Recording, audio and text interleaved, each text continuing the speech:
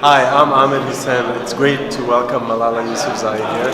It's great to have you here. If you have any message for the youth, I'm sure you can tell us. Thank you so much. I'm really excited to be here in Canada, and I want to tell youth in Canada that you must believe in yourself, step forward, get involved in contributing to society now. You are the future, but you're also the present. So your involvement and your contribution is really important, and we all can work together to make sure every girl and every child can go to school. Thank you. Thank you so much for that wonderful message. Thank you. Hello. Assalamu alaikum. Thank you so much. تعلم مهرش أو كم ذكي أصواتي قول كذا كي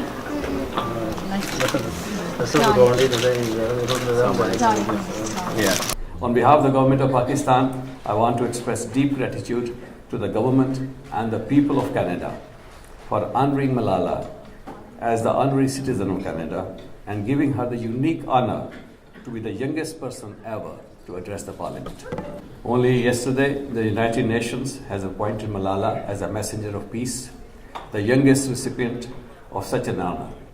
The UN Secretary General on this occasion said, I quote, "Even in the face of grave danger, she has shown an unwavering commitment to the rights of the women, girls and all people. Her courageous activism for girls' education has already energized so many people around the world. Now, as our youngest ever UN messenger of peace, she can do even more to help create a more just and peaceful world." All Pakistanis take pride in the worldwide acknowledgement of Malala's achievements and the important role being assigned to her and to inspire the world for the noble cause of promoting girls' education. Ladies and gentlemen, I'm glad she could join us this evening, the youngest ever winner of the Nobel Prize, the UN Messengers of Peace, the pride of Pakistan, Ms. Malala Yousafzai.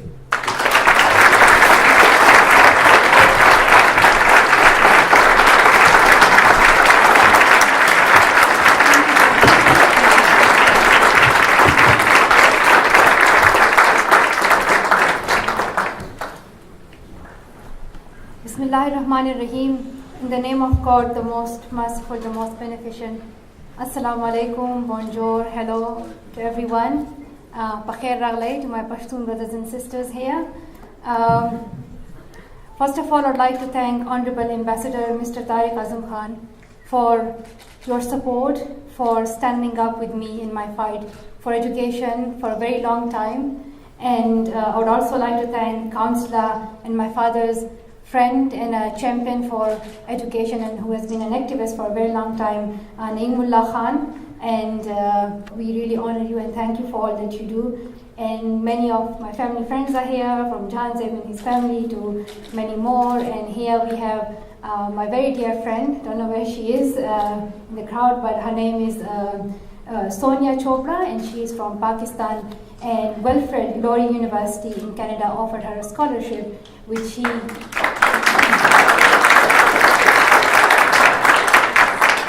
Hello, we're really proud of you because you are here based on your talent and you're learning, you're empowering yourself, and inshallah you'll go back to Pakistan and contribute through education back to Pakistan.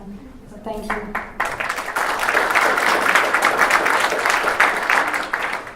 I want to thank each and every one of you for coming here today, and it was a very busy but a very amazing day for me today, meeting some school students, meeting Madame Trudeau, meeting Prime Minister Trudeau, and giving a speech in the Parliament, and then having like a Facebook live chat, a bit of modern things as well. And it was an amazing time.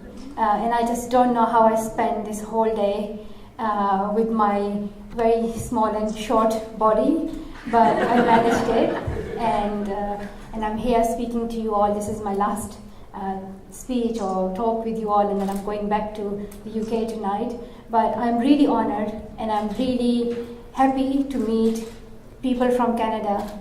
And thank you for such a warm welcome. Thank you for your support, not just today, but you have supported me since I started this campaign.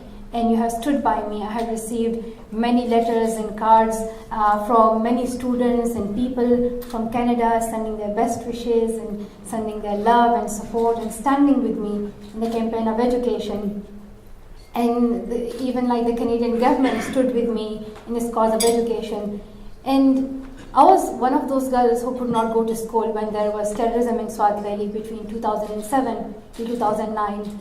And that was a very difficult time when you don't know if you are safe or not, when you don't know you have a future or not. And being a girl becomes your weakness because you are discriminated, you are not allowed to go to school. And I realized that I should not consider it as my weakness, but this is my strength that I am a woman, this is my strength that I am a girl, and I should speak out. And it was then that I started speaking out for my right to fight for girls' education. And there was a military operation in Swat Valley, things got better, but I realized that there are many issues that girls still face, whether that is early child marriages or domestic child labor. And I saw that many of my own friends got married very early. My very close friend, at the age of 11, when we were in grade 5, she just suddenly disappeared from the school. And when she was 14, she called me on phone and she told me that she had gotten married and she had a son at the age when she herself was a child. So those stories and seeing it with my eyes, from terrorism to then these girls getting married early and facing discrimination, I decided to continue speaking out. And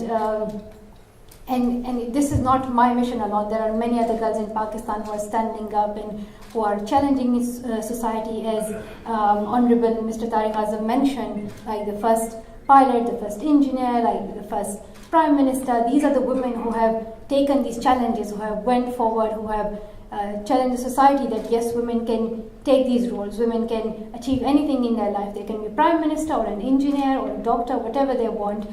And this is the struggle that every girl in Pakistan is taking right now, and we are moving towards prosperity, we are moving towards a better future, but this is a struggle that we have to take together. The reality is that there are still millions of children who can't go to school, and there are more than 130 million girls who don't have access to education. So this is a fight in which we all have to be united. If we think of it for a second, that your children, you all were born into good families, you got the opportunity.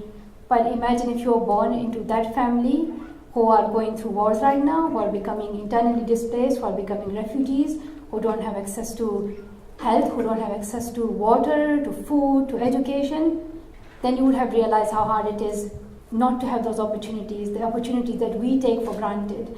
So it is important that we speak out for those people who need a voice, who need our support. And that is what I have been doing, that is what I have dedicated my life for, to make sure that every girl around the world, in any corner of the world, gets the right to go to school, and that we fight against all those issues that stop girls from going forward. And for that we need to raise awareness, and for that the Malala Fund is working. We have 3 goals. One is advocacy, and in that I meet world leaders. I remind them that 12 years of education, both primary and secondary, is the basic right of every child, and it should be given to every child. None of these prime ministers would want their child to be sent to primary school and then that's it. They want their children to get full quality education. So why not accept it for the rest of the world's children? And when you give secondary education to girls, they get empowered, they realize their potential, they contribute to the economy, this creates more jobs, this makes the whole society better. It raises awareness. The issues like early child marriages and child trafficking and many other issues are tackled just with this one step, and that is education. So that is one thing that the Malala Fund does, advocacy, reaching out to leaders, making sure we speak out for refugees in every corner of the world, focusing especially on Syrian refugees. And I make a trip on my birthday every year, and that is the 12th of July, and I have stood up with Nigerian girls, I have stood up with the girls who were abducted by Boko Haram. I went and saw their families, I spoke to their Prime Minister and President, like the country had, and went to Lebanon and Jordan, spoke out for Syrian refugee children. But then we also do investment, and that is projects on the ground. And I am really proud to say that in Pakistan we have supported many schools, and even in my own village, Shangla, we are supporting a project that would transform that whole village, that would bring education for girls, where there was no secondary school for girls before. So that village would be transformed, and people's mentality would change. They would send their daughters to school rather than allowing them to get married early. And other than that, the final goal that I have is advocacy, is empowering young girls. When I was in Swat, no one could share my story better than me myself. So I believe that when it comes to talking about Syrian refugees, or when it comes to talking about girls in Nigeria or Pakistan or any other country, it is important that we empower the local women leaders, that we give them a voice, we give them the opportunity and the platform so they can speak out for themselves rather than we doing it. So Malala Fund has introduced Gul Makai Network, through which we support local champions. We have girl advocates who support young girls to speak out for themselves. One of them is Mozoon. She is from Syria. She is now a refugee in the UK, and she's speaking out. She doesn't need me or anyone else. She has a voice. She can tell world leaders what they need to do for Syria. So that is the work that we do. Even though I have seen refugee camps and have seen really bad situation from my own life to seeing other girls being away from school, and I have met some children who were born in the refugee camps and they don't know their country. They don't know what their citizenship is, because the country in which they are, that country has not accepted them as citizen. So if you are born as a refugee, we need to just think for a second what the life is like when you are in a refugee camp and you can't live in your country where you are from, but then the country which you are living in as a refugee doesn't accept you. It's a really difficult time, and many people are struggling, many people are facing these challenges, and sometimes we just ignore. We just try to stay behind and try to protect ourselves from these news and not look at these. But the reality is that if it were us, we would have wanted someone to speak out for us and someone to listen to us. So it is important that we give attention to these people and we stand with them. And that is what I'm trying to do, and that is what I was trying to raise in front of the whole parliament. That investment in girls' education, empowering women is so important for each and every one of us. It would not benefit those communities which are struggling right now, but it would benefit the whole world. And I want to say at the end that I am really proud of my country. I'm really proud Pakistani, really proud Pashtun, and I'm hoping that inshallah Pakistan will go even further. And Pakistan has amazing and incredible people who believe in peace, who believe in going forward. We in Pakistan have faced a lot of challenges, and challenges in the form of terrorism and many other things in the form of dictatorship.